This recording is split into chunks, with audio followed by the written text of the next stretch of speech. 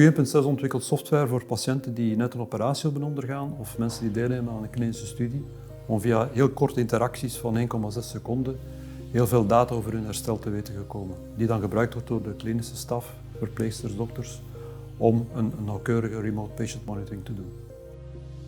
Onze grootste technische ambitie is omdat we omgaan in die medische wereld, omdat we omgaan met persoonlijke en medische data, is dat we die heel veilig kunnen capteren en ook heel veilig kunnen gaan opslaan.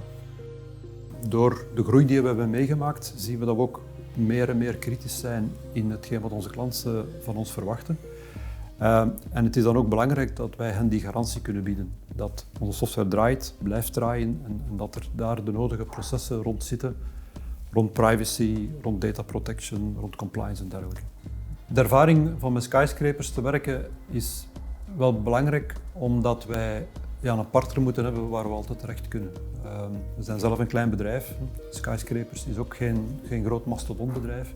We hebben altijd het gevoel als er iets ernstig is of we willen met iemand praten, dat we altijd iemand kunnen bereiken. En dat is denk ik in onze markt wel heel belangrijk. Toen we 7 jaar geleden gestart waren, hadden wij niemand in ons team die veel kennis had over de cloud. Hoe zet je infrastructuur op? Hoe onderhoud je dat? Daarmee zijn we op zoek gegaan naar betrouwbare partners die we dan gevonden bij Skyscrapers.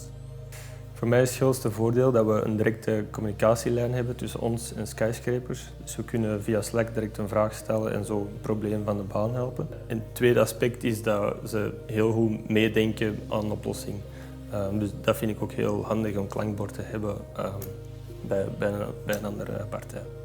Een onderdeel van onze ISO-certificering is supplier management, waar dat wij onze suppliers eigenlijk rangschikken op 2 assen. Hoe gemakkelijk kan de supplier aan de data, enerzijds, en hoe kritisch is die supplier in hetgeen wat wij leveren aan onze klanten. Skyscrapers scoort hoog in beide dimensies. Dus dat betekent dat wij heel nauw met hen moeten samenwerken rond die compliance processen, rond security en dergelijke. En dat is iets wat wel heel goed werkt met hen.